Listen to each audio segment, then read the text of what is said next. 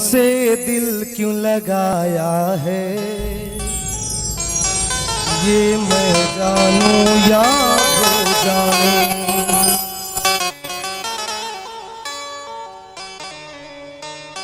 सुखदेव जी महाराज परीक्षित से कहते हैं, राजन सुदामा जी ने द्वारपालों से कहा, भैया वो जो सुदामा जी हैं जिनका ये महल है, अगर मैं ही होऊंगा तो मेरी पत्नी वही होगी, और दूसरे सुदामा होंगे तो पत्नी भी दूसरी।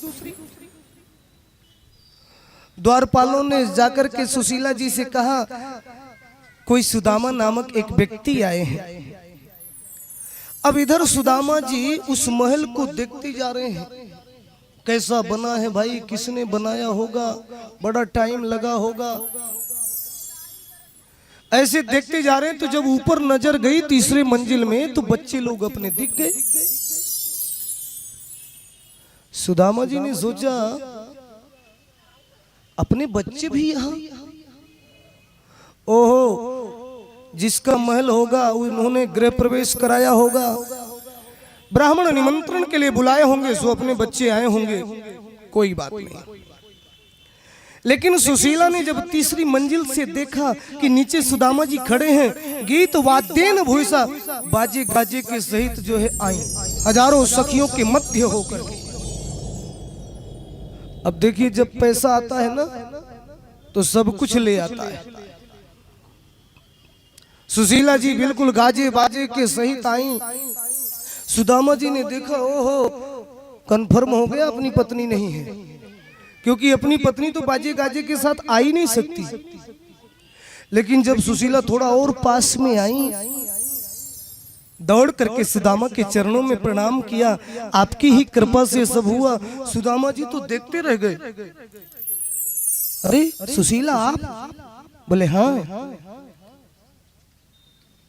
सुशीला, तुमको जो चाहना था वो हो गया, तुम्हारी यही इच्छा थी कि अपना भी सुंदर मकान महल हो। देखो, तुमको तो जो जरूरत थी वो हो गया, अपने को तो केवल राम नाम कृष्ण नाम की ही जरूरत है, बाकी कुछ जरूरत नहीं। अब इस महल में आप रहो आराम से, कोई परवाह नहीं, अपन तो जंगल पधारे। सुदामा जी जब चलने लगे, महल से आवाज आई, सुदामा जी, सुदामा जी, सुदामा जी।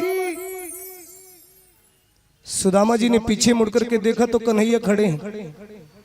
ओहो लाला, समझ गया आपकी ही सब लीला है। कन्हैया ने कहा, सुदामा,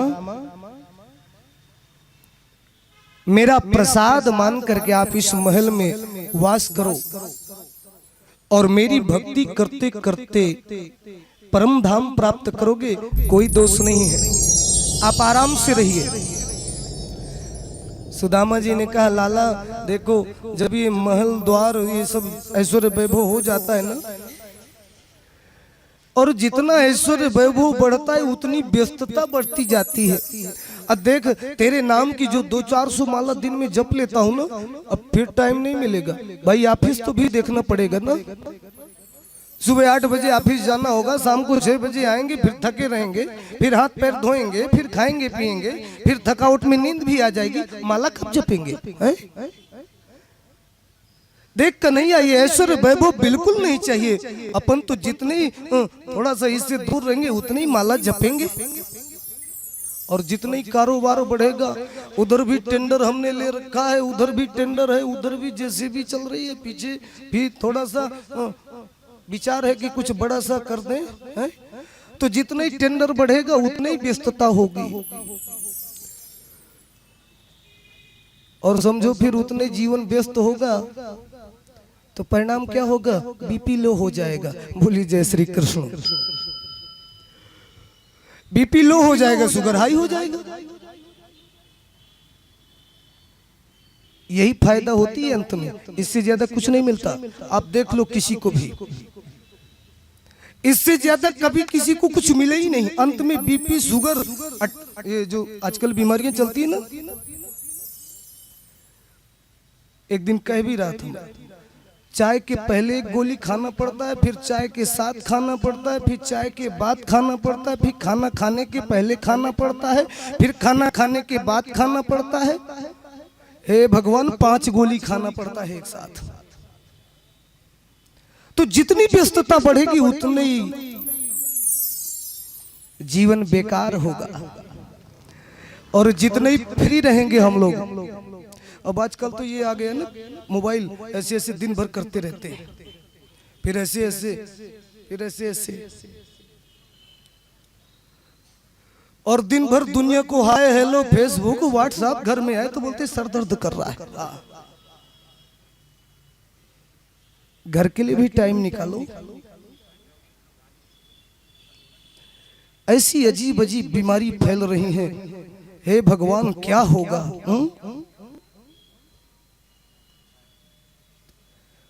तो वही बात कन्हैया ने सुदामा जी से कही, देखो मेरा प्रसाद मान करके अगर रहोगे तो कोई दोष नहीं लगेगा, कोई इफेक्ट नहीं।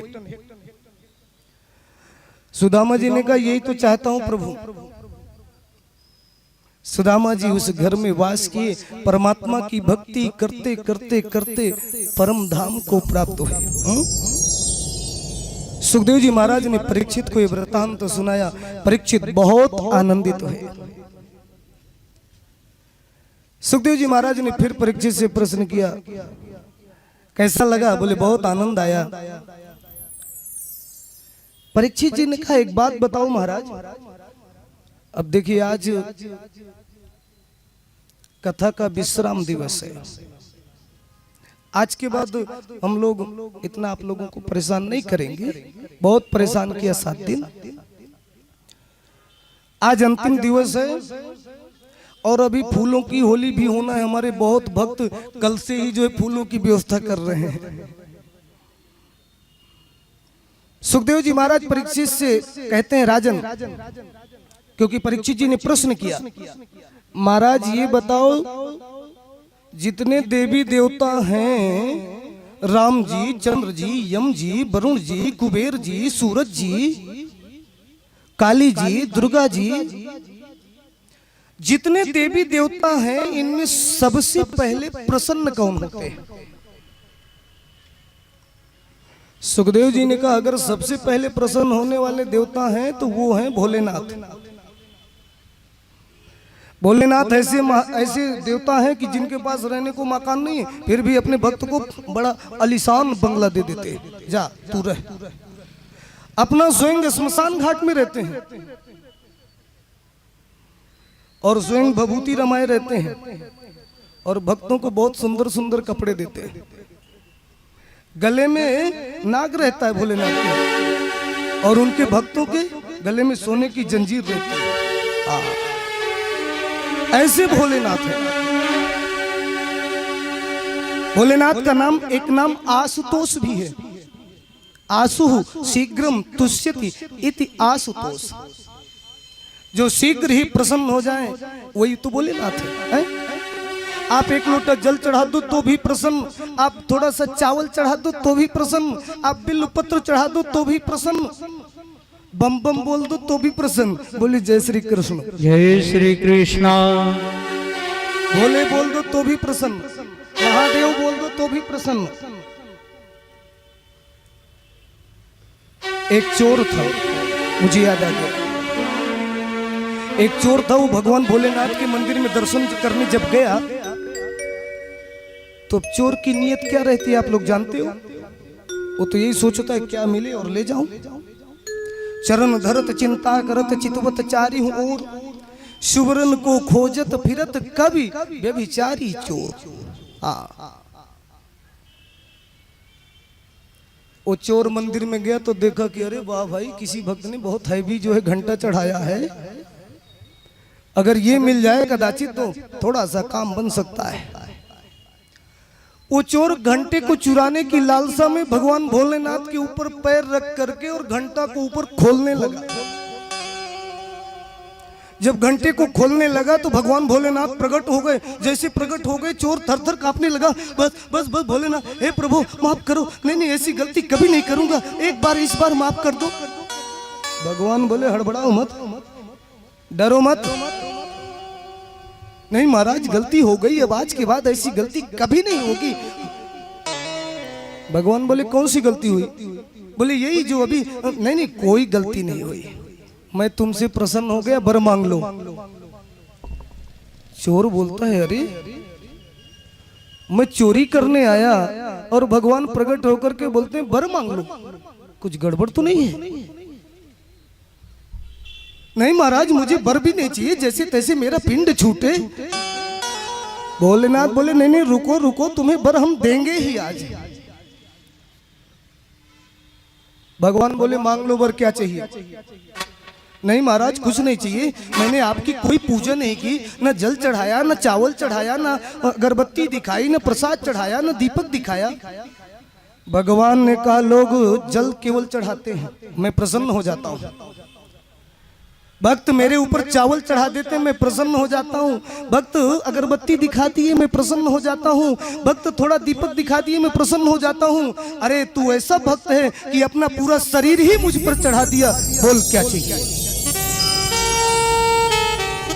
भगवान भोलेनाथ के ऊपर चढ़ करके घंटा खोल रहा था ना, बोले तुमने तो पूरा शरीर ही चढ़ा दिया, इससे ज्यादा क्या चाहिए? भगवान ऐसे भोलेनाथ है।